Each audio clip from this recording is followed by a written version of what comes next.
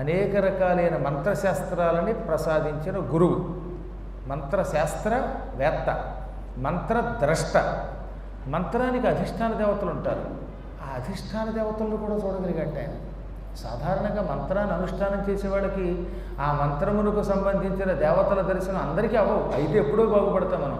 గాయత్రి మంత్రానుష్ఠానం చేస్తూ ఉంటే గాయత్రి దేవత ఎంతమందికి కనపడుతుందండి? రోజు కనపడాలి.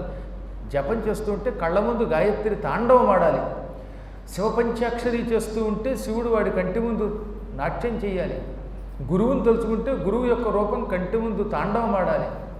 నారాయణ స్మరణం చేస్తే నారాయణ స్వరూపం కనపడాలి. అప్పుడు వాడు ఉపాసన చేసినవాడు అవుతాడు. ఎక్కువ మందికి ఉపాసన ఎందుకు ఫలించదంటే ఆ మంత్రం ఏదో మొక్కుబడిగా చేస్తాడు వాడు. భక్తి ఉంటుంది కానీ దాని మీద ఉండవలసినంత చిత్తశుద్ధి ఉండదు. మనస్సు లగ్నం కాదు. మనస్సు లగ్నం కాకపోతే పరమాత్మ దర్శనం అవ్వదు.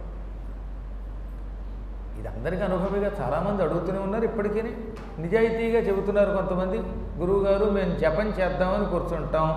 జపమాల చేత్తో పట్టుకోగానే జపానికి సంబంధించిన దేవుడు తప్ప అందరూ కనపడుతున్నారు.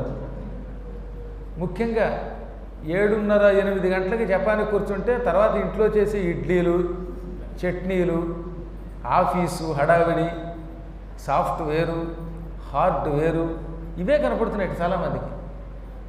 ఆ చెప్పిన వాడు నిజాయితీ పరు, మళ్ళీ ఏమాత్రం దాచుకోవట్లేదు.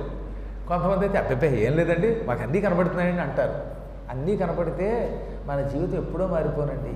నిజంగా గుండెల మీద చేసుకుని జపం చేసినప్పుడల్లా భగవద్ దర్శనం అవుతుంది అన్నవాళ్ళు ఎంతమంది ఉంటారు? అప్పుడప్పుడు అవుతుంది కొందరికి. అప్పుడప్పుడు అవడం కాదట, అనునిత్యము జపదర్శనం చేసినప్పుడు ఆ జప దేవత, మంత్ర అధిష్టాన దేవత కనపడాలి. అటువంటి వాడిని మంత్రద్రష్ట అంటారు.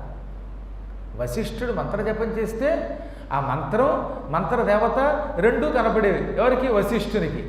ఆయన దగ్గర ఉపదేశం పొందిన వాళ్ళకు కూడా కనపడేవి. కాబట్టి శిష్యులు ఎంత గొప్పవాళ్ళు ఆలోచించండి. మైత్రేయుడు పరాశరుడి దగ్గరకు వచ్చి నాకు పురాణం చెప్పమంటే ఆయన పురాణం చెప్పకుండా ముందు వశిష్ఠుడికి ఎందుకు నమస్కరించాడంటే ఆయన మాకు తాతయ్య కాదు, మంత్రద్రష్ట, మంత్రవేత్త, మంత్ర ఉపదేశం చేసిన గురువు. మా నాన్నగారు, మేమందరం కూడా ఆయన దగ్గర ఉపదేశం పొందాం. మేము ఉపదేశం పొందిన వేళా విశేషం ఆ గురువుగారి అనుగ్రహం. మేము ఏ జపం చేస్తే ఆ జపదేవత మా కంటి ముందు కనపడుతోంది. కాబట్టి ముందు ఆయనకి నమస్కరిస్తున్నాను. ఒకప్పటి మాట.